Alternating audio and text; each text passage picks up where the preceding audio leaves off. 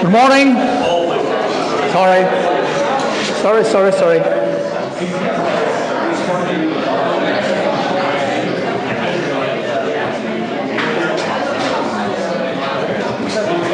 Okay, how about now? Okay.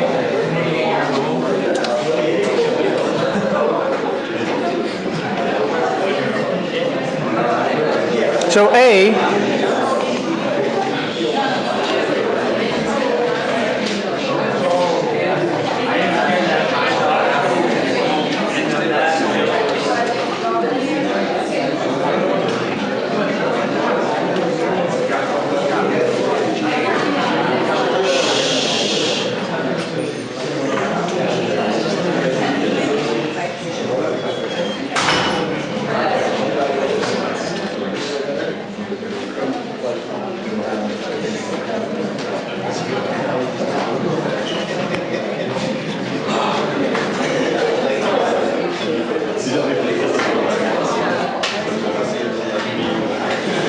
Guys, are you about done?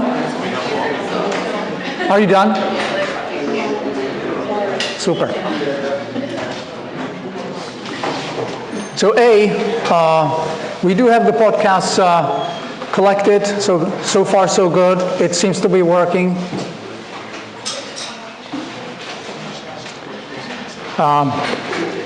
B, I posted a general forum for discussions, so please don't start separate discussions unless you really feel like that's the right thing to do. Post in the general forum.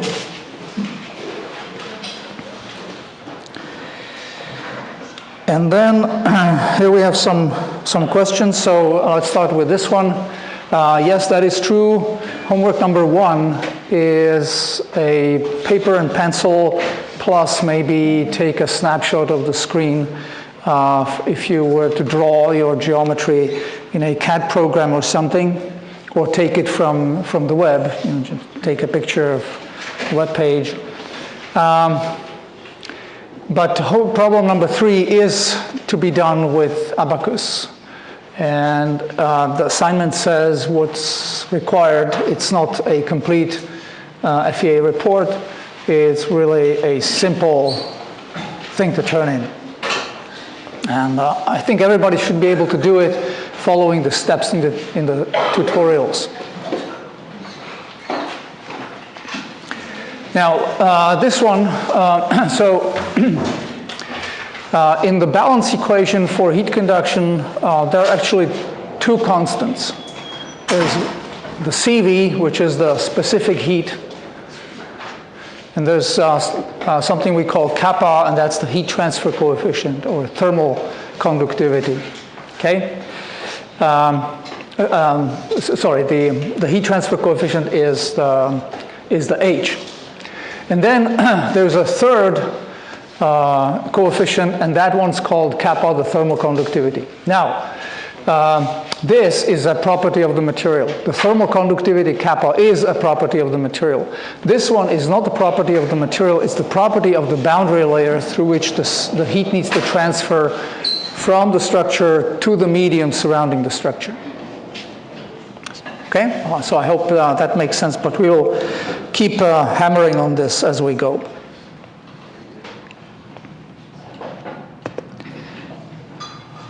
Okay. Right, so we are looking at this simple example, and it's in the context of a big picture view of FEA. So we're supposed to start with phase 1, where we formulate the objectives, scope, and deliverables. So let's do that right here.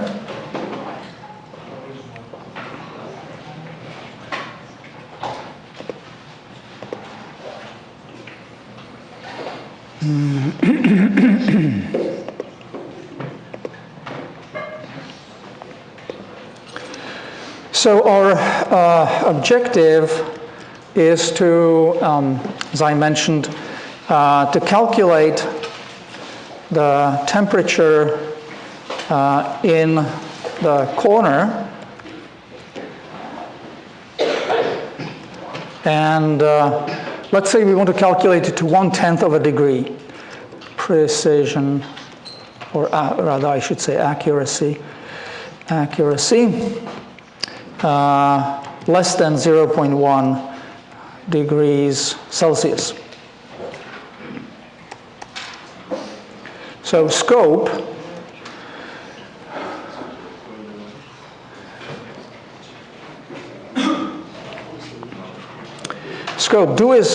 do an FEA to obtain numerical answer.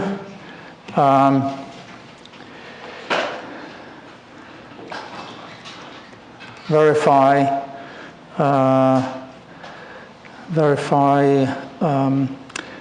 fidelity of boundary conditions and deliverables.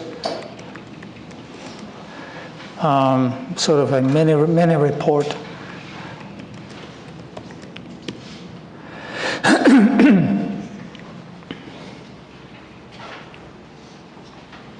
So that would be, you could say, phase 1.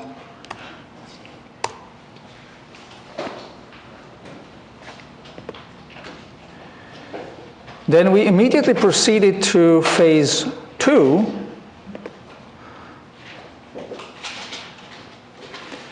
Because we said, okay, we have a heat conduction problem, so really the phase 2 is trivial. We just say that we will solve the heat conduction problem, and that totally describes the mathematical model, and we're done with that. Now the idealizations, that concerns the boundary conditions, right? So in phase 2,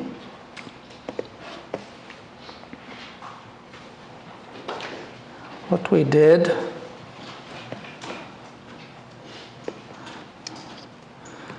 phase 2,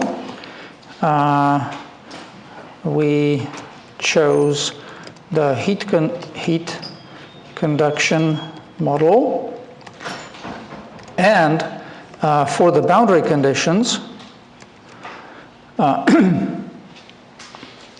we looked at a corner, the physical corner, and we made some guesses, more or less reasonable, as to how the heat will flow through that wall. Okay, so the idealization really concern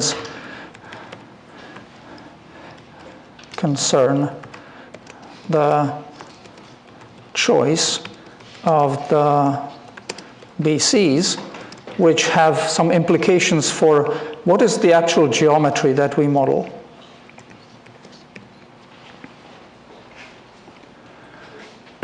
So as you can see in this picture, our idealizations concern the choice of this surface being insulated, no heat flows through, this surface being exposed to the inside air, and the heat flux being given by the film condition. Similarly, on the outside, that's the green surface, and so on. Okay, so those are the idealizations that we came up with in phase 2, including then choosing this distance from the corner to be 1 meter.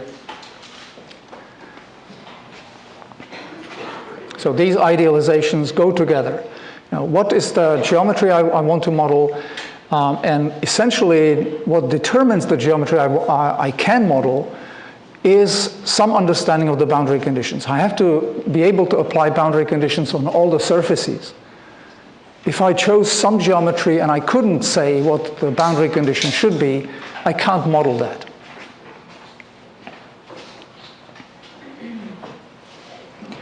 So that was phase 2. Okay. Moving on, we will set up the FE model. So if you look at this geometry, we chose to model that as a 3-dimensional geometry. In a little bit, we will also introduce a 2-dimensional model, which will again determine the phase 3, meaning choosing the finite element model. Okay, so 3D geometry and 2D geometry require different finite elements, and we'll talk about that. So we're almost ready to talk about phase 3, but first we will apply those chosen boundary conditions. The film conditions are called interaction boundary conditions. So if I click here, create interaction, I could call that film interior. It is applied in step steady state heat, true. And what do we have here? Okay. All the way down here, surface film condition. Right, the other choices here, we don't really deal with nonlinear models here, which is really what this is about. The self-contact and the surface-to-surface contact, those are mechanical conditions where something is contacting. Unfortunately for us, that is a nonlinear problem, because if something is contacting, initially we don't know over what surface that contact occurs, and what pressures are generated, or what tractions are generated when the contact occurs. So we really have to solve for these things, and that happens to be a nonlinear model. And that's outside of the scope of our course. But we will talk a little bit about contact. I think it's chapter 6. So, surface film condition.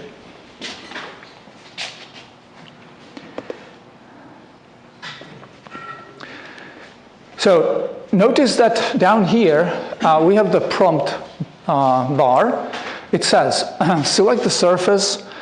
We could select them in different ways, and this basically says do you wish to create something that's called a surface. It's just a grouping of things together, and it's usually a good idea to group individual faces of the model into surfaces.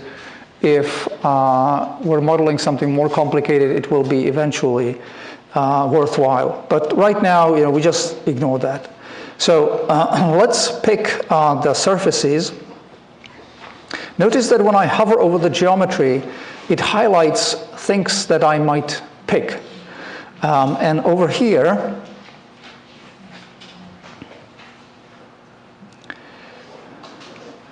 we have different ways of picking things. If we're interested in picking, for instance, a lot of surfaces, we could use something called a shape, a rectangle or some more complicated shape to pick a certain number of surfaces or faces of the geometry at the same time. So you can see that right now it highlights surfaces. So I'm going to click on that one. And notice that it is now red, stippled. And if I want to pick another one, I have to press Shift-click. So let's see if I can point to that. Okay. If I can't, I can sort of back up by choosing a visualization command, like this one, window zooming. So if I zoom in a little bit more, I can more easily pick the things that I'm interested in. To get out of this, I will click this cross, and I'm back in the selection of the surfaces. Now I can Shift, button 1, click, and that will add the surface to the selection. Okay, so now I have two surfaces selected. You can see that they're highlighted, and I click Done. Okay, now this is these are the two things that we need to fill in. The film coefficient is the H, and the sink temperature is what I called TA.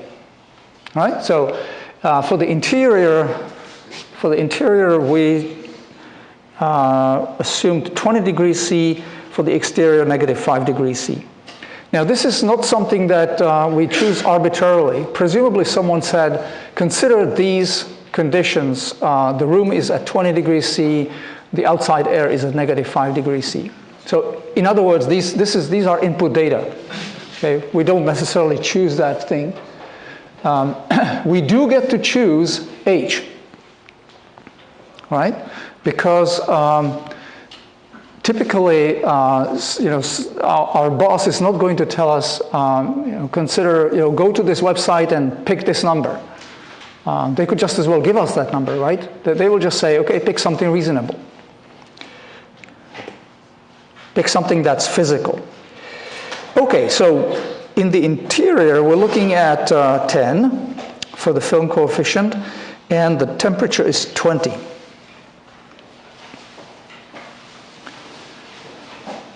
Now notice that there are some colorful symbols here. Those are actually buttons, and we could define these input parameters as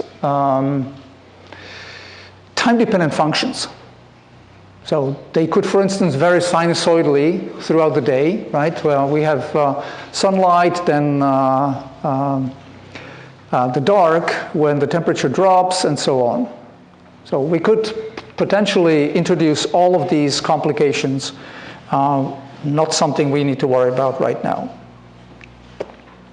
And that, now place these symbols on the surfaces we selected, indicating that that is the boundary condition applied there. Notice that it is now also in the tree here, int film interior is the one condition we just defined. Now we can turn this geometry around.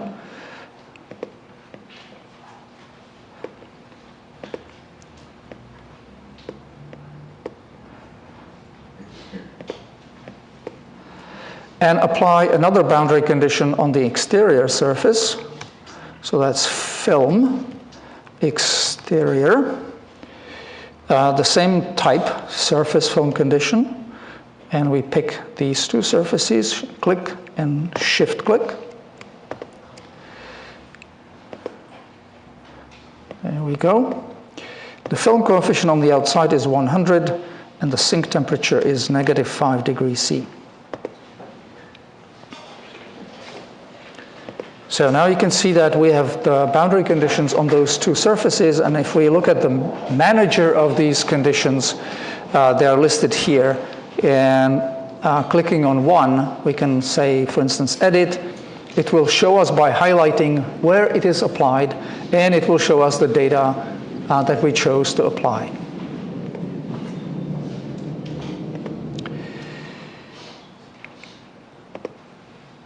Now, what's remaining is all these surfaces with Q and 0. Turns out that this boundary condition happens to be equivalent to something that does not require any input. So let me just make a little digression here so that you make a connection here. So imagine I have a truss structure here.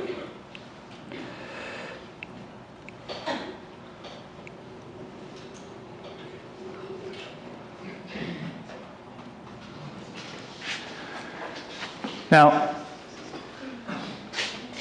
I decided to support it at these 2 points.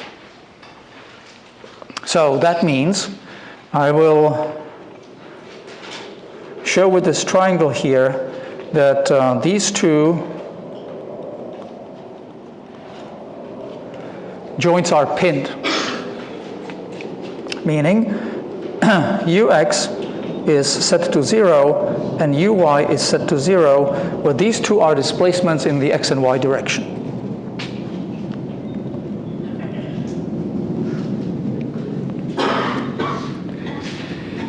These conditions are equivalent to prescribing temperature.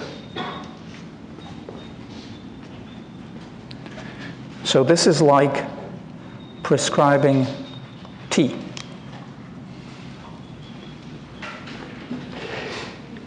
Now let's talk about, for instance, this joint, right top. I have a force there. There we go. Force. I can call that maybe, maybe this joint is A, so this will be FA in the x direction. And that is a non-zero number, right? So it is different from 0. And this is equivalent to prescribing heat flux, which is different from 0.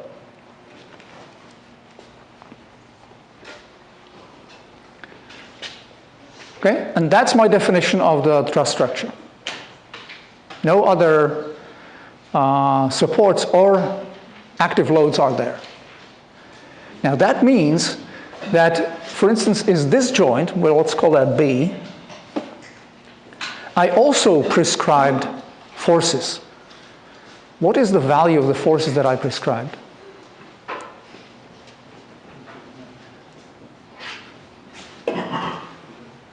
What is it? What forces did I put there?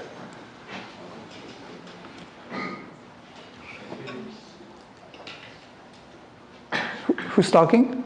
Isn't it the same force as... No, it's not the same force. It's a different one. What forces did I put there? What forces did I put there? I'm not sure. They're all 0. I put 0 forces there. Right? That joint is not loaded. So I prescribed that that joint is not loaded. That means they're acting 0 forces on it. So for instance, FBY is 0. That's what I said when I didn't actually put any arrow here. That's what I meant, that the force acting on this joint from the outside is 0. Okay? Now that is equivalent to prescribing Qn as 0. Okay, so when I have my heat conduction problem and I want to prescribe the condition that the heat flux is 0, it's like dealing with a truss when the applied forces are 0. We simply ignore those joints. Right? We don't actually apply a 0 force. We just ignore that force. Same thing for the heat conduction problem. So we ignore all the boundary conditions which have a 0 heat flux condition. We don't have to say anything about that. The software assumes it. Similarly, as when I solve this truss problem, all I need to take into account is the pins down here and this force, which is non-zero up here. No other force is 0, and therefore I ignore all of those 0 forces. So basically, we're done. That's all the boundary conditions that we need to do.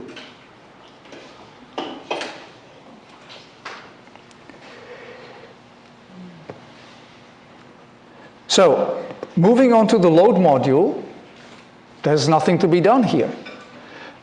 We could apply 2 things here. Non-zero Qn, but there is none, or prescribed temperatures, there are none. So we're done with the load module. We're moving on to the mesh module. So in the mesh module, we set up the actual finite element model. We need to cover the geometry with the finite element shapes. That's one. And we need to pick an appropriate type for those shapes. So that's done in 2 steps. First, we generate a mesh. And it could be just as simple as just clicking on this button, and of course, I keep forgetting that. I have not mentioned that yet, but one can mesh either the so-called independent or dependent instances in the assembly. And I will tell you more about that later. But right now, please ignore that. And when you get an error like this, it simply means that you have to switch over here from meshing the assembly to meshing the part. So if I click on that, mesh the part, there we go, okay? So it simply did the default thing, which is cover it with something that is reasonably good in producing accurate results, which hexahedra are, and it can be generated in the geometry. In this case, it's perfectly rectangular, so it's easy to generate these hexahedra. But let's say I want to start with the tetrahedra that are in the example. I can choose which shapes will be generated in this dialog here. So it's this one here. And it's called mesh controls. I can choose hexahedra, meaning brick-like things, tetrahedra, wedges, which is another shape. You can probably guess what that is. It has triangular faces, and it has 3 quadrilateral faces on the sides. So let's choose the tets, and we click OK. Now it's asking us, do you want to get rid of the previous mesh? Yes. And you could probably notice that the color here changed to pinkish. The software essentially helps us decide what element to generate. If it is yellow, it thinks that it will manage just fine with hexahedra. If it is pink, it switched to tetrahedra. So here's a tetrahedral mesh generated on the part.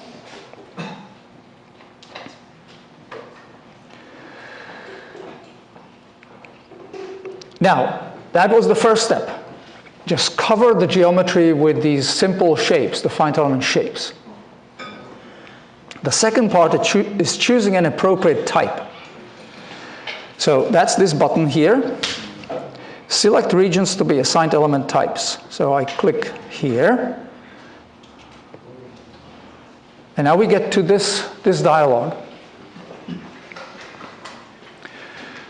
The software is kind of stupid in that it actually offers me the family of elements for 3D stress analysis. Now, I haven't set up stress analysis, so I don't know why it's offering that.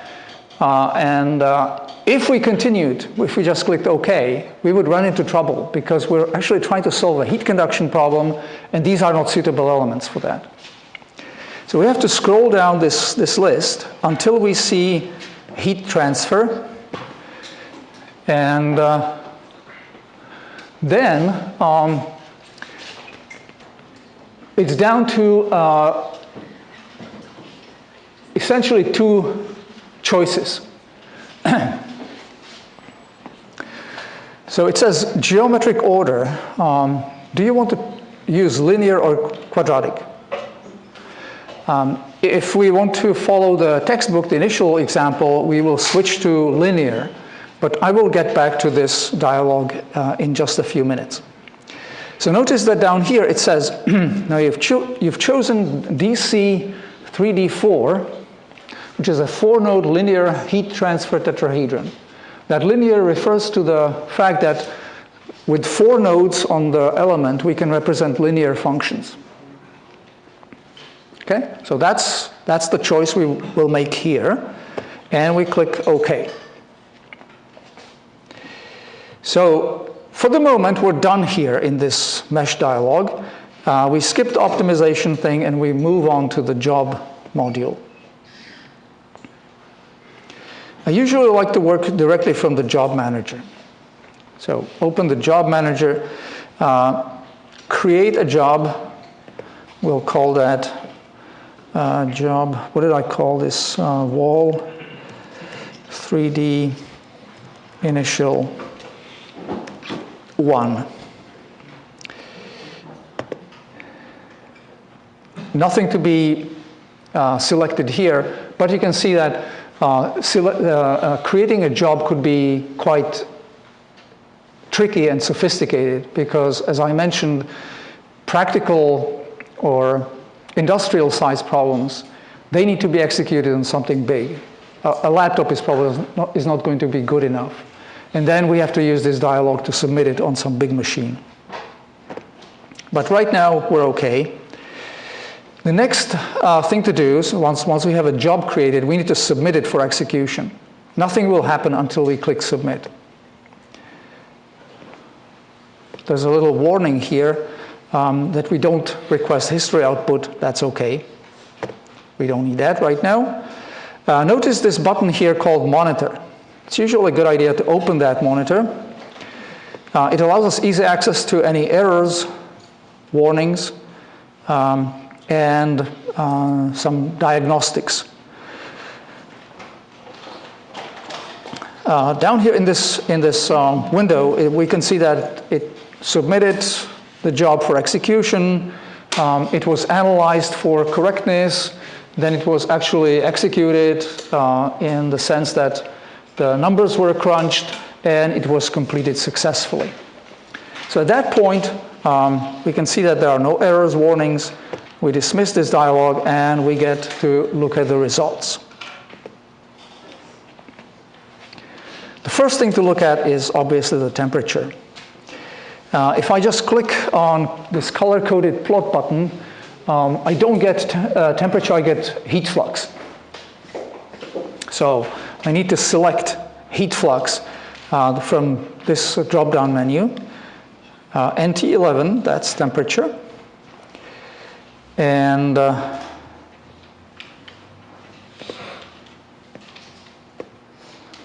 this is what the temperature distribution looks like. You can see that, yes, the corner has gotten a little bit colder than the rest of the wall.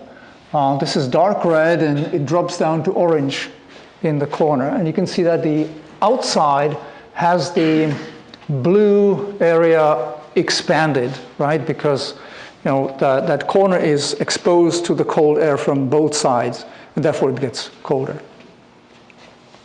All right?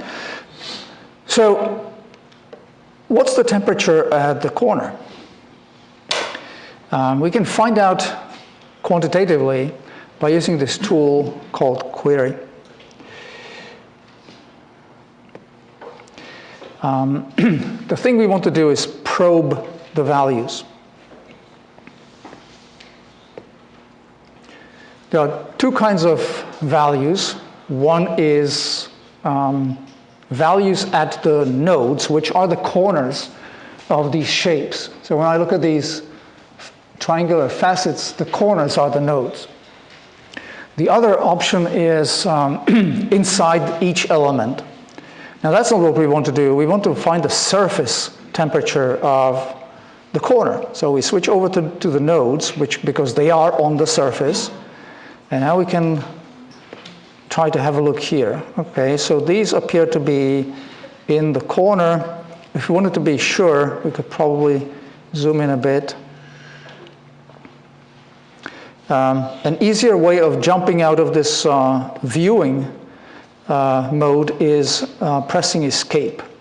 So if I move this around by panning, and I want to go back to probing the values, I simply hit escape on my keyboard, and we're back to probing the value. So here, this one is 7.26. This one is 7.26. There's a little bit of a difference between those two. If we look at this one is obviously higher. It's at 9.01, right? 9.07. Okay? So the temperatures at the surface where we're far away from the corner, they're pretty much in the range of 11 degrees C. So you can see that there is a drop of about 9 degrees C going from the interior air to the surface of the wall. That drop drives a heat flux between the hot air inside the room and the surface temperature of the wall. And this also explains why touching walls when we're in a heated room feels like they're cold. That's the reason, because the heat wants to escape from the room, and therefore it needs to drop from the interior temperature of the air to the surface temperature, and then go through the wall, and then again drop to exit into the exterior air. Okay, so let's make a note of these numbers that we have here. So the temperature here is about 10.96. So our phase 3, actually, let's actually make first a note here.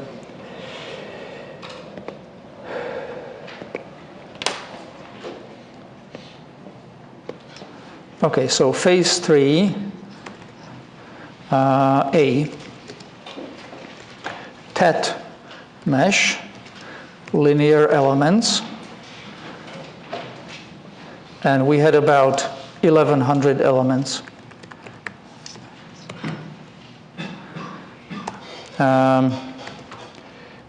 Surface of wall at 10, was it 10 or 11? 1096. 10.96 degrees C, corner at 7.26.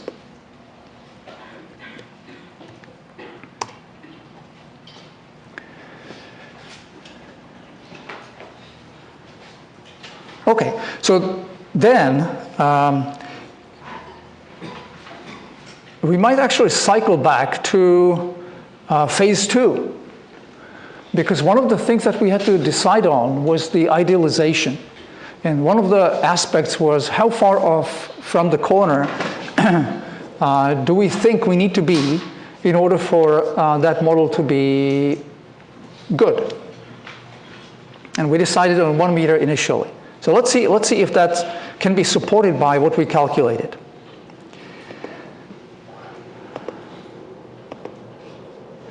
To do that, we should probably explore the data in terms of the heat flux, because our idea was that sufficiently far away from the corner, we can assume that when we make a cut through the wall, no heat will go through that cut.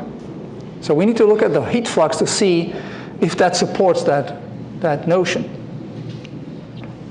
Now, heat flux are vectors, so switch over to the symbol display, and it automatically switches to heat flux because that only makes sense when it is viewed as arrows, as symbols.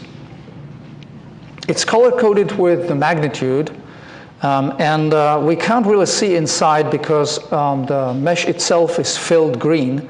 So let's see if we can do something about that. We could maybe switch to wireframe.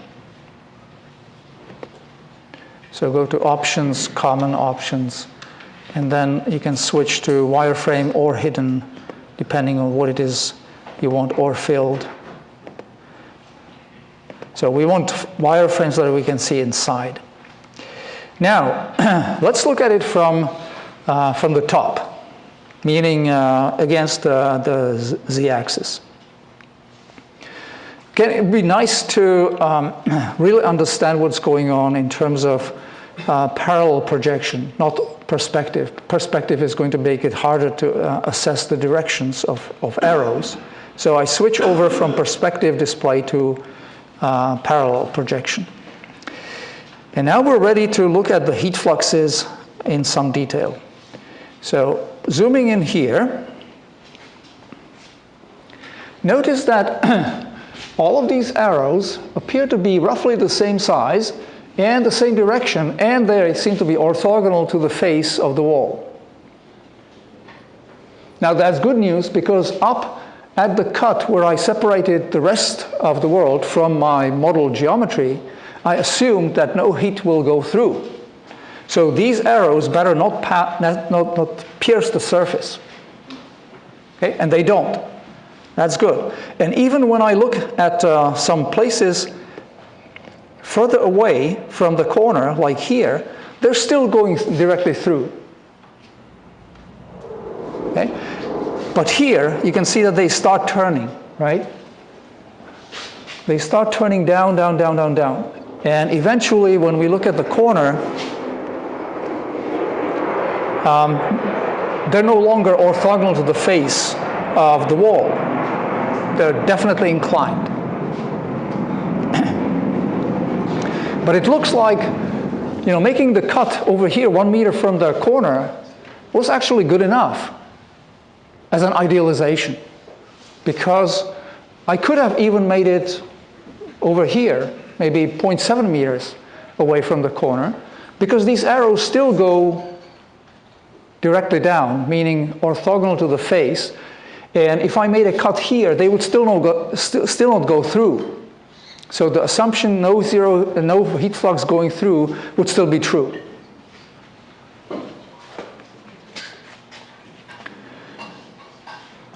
So we can see what sort of impact that might have if I made the wrong choice. So let's say I make a different choice, and it's relatively easy to do that by just tweaking the existing model. So I could say, right-click on that model and say copy the model. So this one will be called close shave. Okay? I will be much closer to the corner. Let's say 0.2 meters. So now I want to switch over to messing with this model. And the first place to start is tweaking the geometry. So look at this part wall. It has a single feature, and I want to change that feature so that the modeled arms of this L are much shorter. I can double click on that sketch and change this dimension. So change that dimension. There we go. So instead of 1 meter, let's move close to, let's say, 0.2 meters. Is it too much? Okay. And this one too. So 0.2, moving closer to the corner. We're done with that change, and we clicked OK. Now notice that the display did not automatically update for efficiency reasons. It allows us to do all of these changes or multiple changes like this, and only then ask for the geometry to actually regenerate. So we need to do this. We need to click on feature and regenerate to actually change the geometry, the three-dimensional geometry. So right now only the sketch changed. And notice that yellow check mark here. It says you need to regenerate this feature. So I click on features, regenerate. Now the geometry changed. Okay. Now let's see what else needs to change. Property, no. Assembly, no. Step, no. Let's just check that interactions are still applied. Yes, they are. No problem there. Okay. Mesh, yes, we need to generate a new mesh because we changed the geometry. The mesh needs to be regenerated. So I click on that I want to mesh apart, and I generate a new mesh. Notice that the geometry is indeed much smaller. Only about 1/3 of the elements were required. Now that is a good incentive for generating small geometries, right? Because small geometries will take much fewer resources than big geometries that need to be filled with lots of elements. But, of course, there's a price to pay. So let's see what that price is. So now we go to job, and we say create job wall 3D initial, and I'll call that close. Notice that it's from the close shave model. Submit that new job.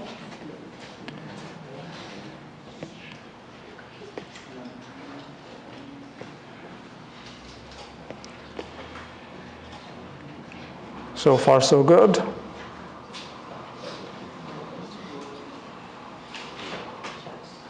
Okay, no errors, no warnings, right. So now we look at the results. First, the temperature. So if I probe the temperature now,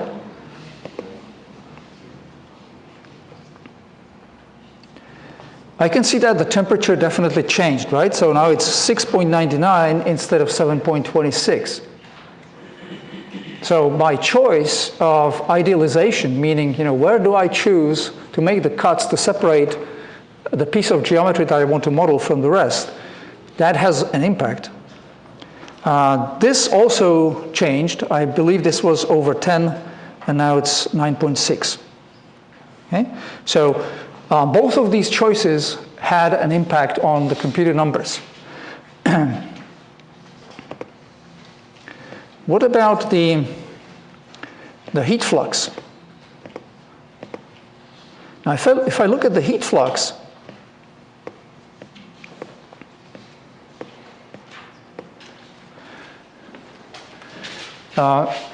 looking at this surface, that doesn't actually tell me whether or not that assumption was a good one. Essentially, I'm enforcing that the heat flux through should be nearly zero, or actually pretty much zero. It is nearly zero, but it doesn't tell me whether or not that assumption was a good one. However, think about the last time we looked at this picture. The arrows were parallel a long distance from this cut. Now that's not the case. They start immediately turning away. Right? So this seems to be telling me you're too close to where the action is. The heat flux immediately starts turning away. So this cut was made too close to the corner. And if I wanted to correct that, I would simply go and move those cuts further away from the corner, which is basically what I did with that initial choice.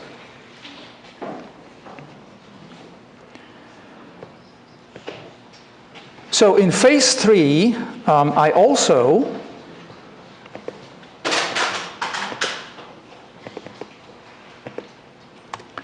verified that the cut at 1 meter from corner was a good assumption using shorter arms at 0.2 meters.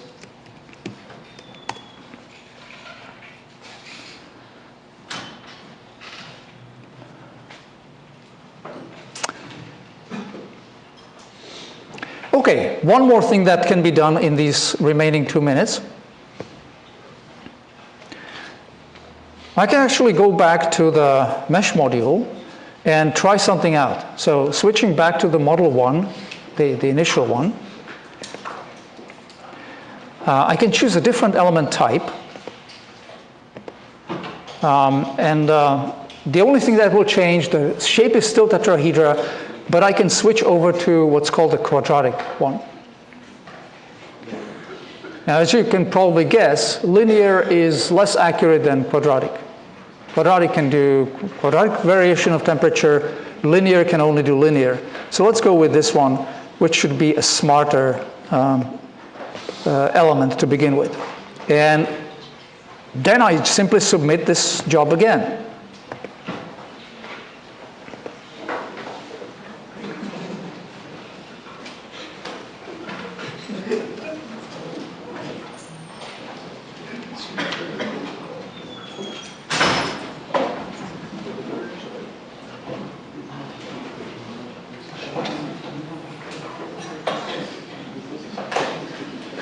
Okay, now we look at the temperature again. We'll try to probe it in the corner. And we can see that it's at 7.17. So it changed a little bit, but it's less than 0.1 degrees from 7.26, which we calculated previously. Okay? So we're actually getting started on phase 4, in which we're trying to assess what the errors of the finite element model are. And we want the errors to be below 0.1 degrees C, because that's what we were asked to do. Okay? More about that on Monday, because Friday is a holiday.